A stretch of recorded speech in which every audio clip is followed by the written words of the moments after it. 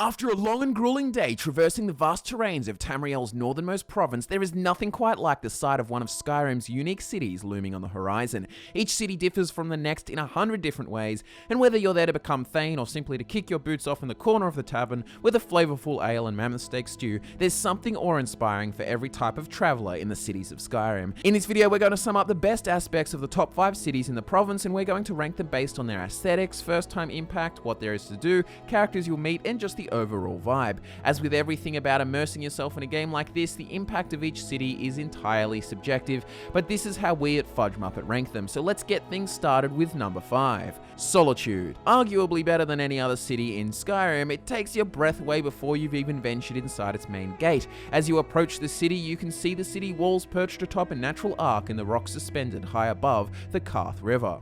In one panoramic gaze, you can see the gates of the city all the way to the Blue Palace on the eastern side.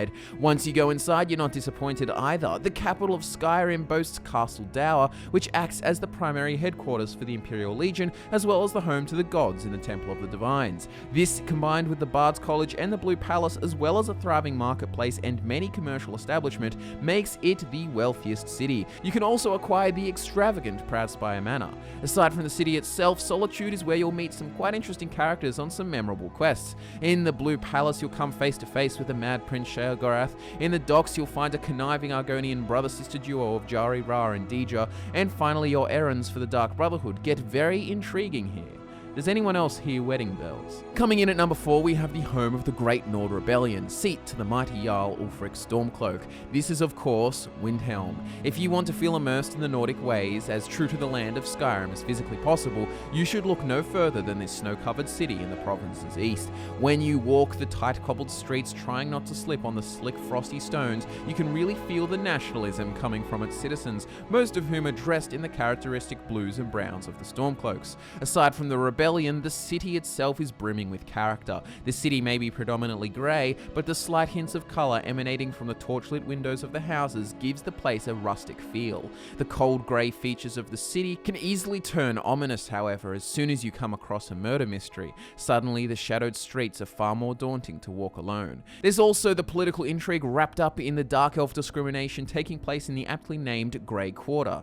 As you can tell, Windhelm isn't quite as pleasant as Solitude, but if anything, that just makes it more memorable. Also, the Rise in the East quest, sprouting from Windhelm's docks, soon evolves into quite an unforgettable experience. In the third position, taking the bronze, is a city which has stolen a place in every adventurer's heart. It's the first city that you encounter on the long trek north from Helgen and Riverwood. As the landscape opens up and the expanses of colourful flora, greens and golds embrace you, you get a sense of the epic scale of the province. In the heart of Skyrim lies Whiterun.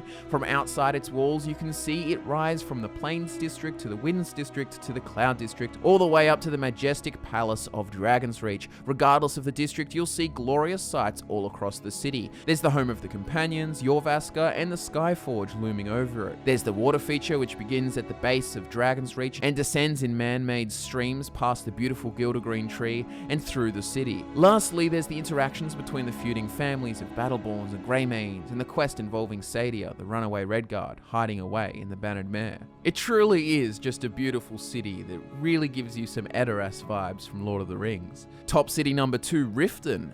This city tucked away in the southeast seems to be covered in fallen leaves all year round, but the autumn splendor of the canal city at the edge of Lake Honrick is tarnished by the city's obvious struggles with corruption. The guards seem crooked from the moment you stumble across the place, as they pose you a visitor's tax, and then under the almost constant mists, thieves plague the common folk, and death is just part of the daily grind. The less desirable areas are poverty-stricken, while the wealthy likes of Maven Blackbriar and the Thieves Guild aren't a great deal better for the city's image. At the water's edge, there is almost a tranquil culture of fishing. The most unique part of the city, though, is the canal section on the lower levels. If you wander across the rickety catwalks, you can find the neat alchemy shop buried into the wall, but in getting there, you run the risk of being preyed upon by criminal opportunists. The ratways aren't much better. This slimy system of tunnels is the only way to find yourself in the domain of the Thieves Guild, but once you've seen the ragged flagon, it's worth the life-threatening journey. There's also a quaint player home called Honeyside, which is as delightful as it sounds.